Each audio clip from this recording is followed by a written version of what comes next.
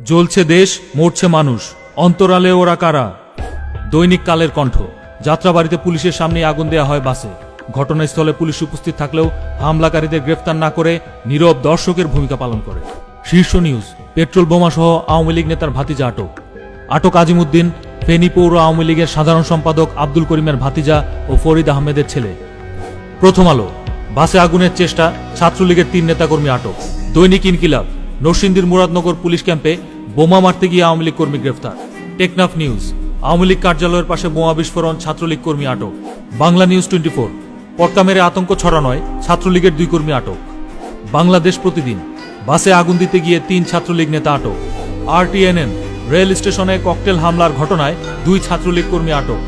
নয়া দিগন্ত, নোয়াখালীতে বিচারপতির বাড়িতে পেট্রোল বোমা হামলার ঘটনায় 3 ছাত্রলীগ নেতাকর্মী আটক। বাংলা মেল 24, যুবলীগের আগুনে পুড়ল আওয়ামী লীগ কার্যালয়। আমার দেশ, সমাবেশ থেকে আগ্নেয়াস্ত্র গুলিসহ ক্ষমতাসীন দলের 4 জন আটক। New Age, Awami League leaders arrested with petrol bombs. অবরোধের বিরুদ্ধে অপপ্রচার। আওয়ামী লীগ সমর্থক প্রথম আলো প্রকাশ করে আওয়ামী লীগের ফেসবুক পেজ থেকে নেয়া এই ফটোশপে তৈরি ছবিটি, যেখানে অবরোধকারীদের হাতে পিস্তল গুজে দেওয়া হয়। অন্যদিকে আসল ছবিটি প্রকাশ করে আওয়ামী লীগপন্থী আরেক পত্রিকা কালের কণ্ঠ। জাতির সামনে 3টি প্রশ্ন। রাজনৈতিক প্রেক্ষাপটে বাসে আগুন দিয়ে মানুষ খুন করলে লাভ কার? দোষ চাপানোর জন্য মিডিয়াকে ব্যবহার করার ক্ষেত্রে সেই মিডিয়ার উপরে নিয়ন্ত্রণ কার?